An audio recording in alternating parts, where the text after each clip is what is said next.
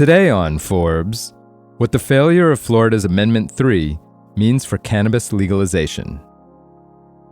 In a major defeat for cannabis legalization, Florida voters have rejected Amendment 3, which would have legalized recreational marijuana for adults 21 and older.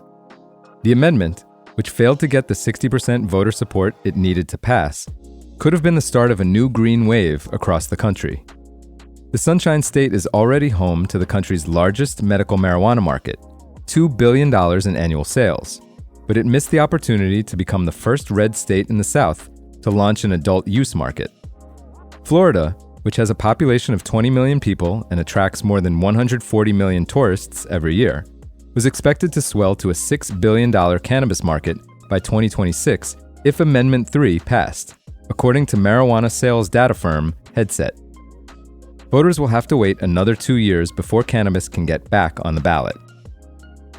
The amendment received more than 57% of the vote, a strong majority, but not enough to surpass the 60% threshold required in the state of Florida.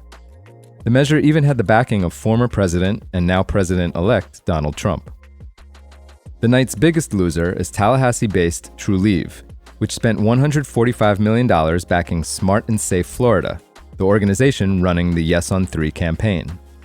The campaign raised a total of $153 million, according to campaign contribution data from the Florida Department of State Division of Elections.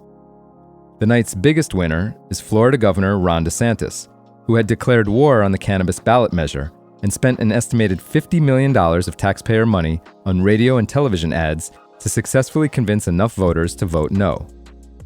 Ken Griffin, the hedge fund billionaire who moved his firm Citadel to Miami from Chicago in 2022, had also come out against legalization. Griffin, a Florida resident, donated $12 million to the Vote No on 3 campaign. And in an op-ed published in the Miami Herald earlier this year, Griffin cautioned voters not to repeat the mistakes of states like California, Colorado, and New York, all of which have legalized recreational cannabis. Griffin wrote, quote, "No one wants the effects of widespread legalization of marijuana, skyrocketing crime, suffering among children, a decline in the quality of life in Florida's vibrant neighborhoods, but Amendment 3 would make it inevitable." Brady Cobb, the son of one of Florida's most prolific pot smugglers of the 1980s, who started his own legal marijuana company called Sunburn Cannabis in 2021, calls the failure of Amendment 3 a big blow to the state's marijuana economy and the national momentum of legalization.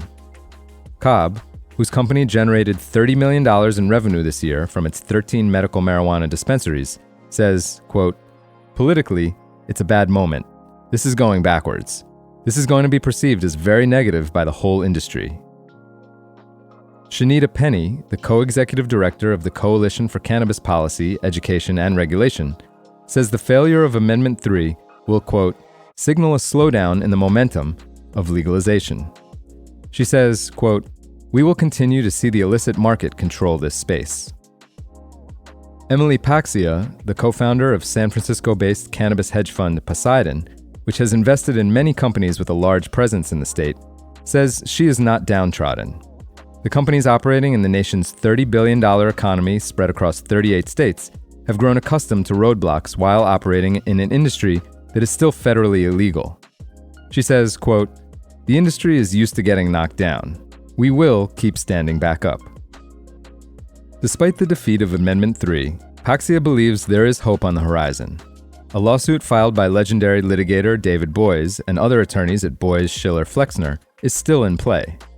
The lawsuit, against Attorney General Merrick Garland, on behalf of several cannabis companies in Massachusetts, is seeking to challenge the federal prohibition of marijuana and the government's ability to interfere with state-regulated cannabis programs. For full coverage, check out Will Yakowitz's piece on Forbes.com. This is Kieran Meadows from Forbes. Thanks for tuning in.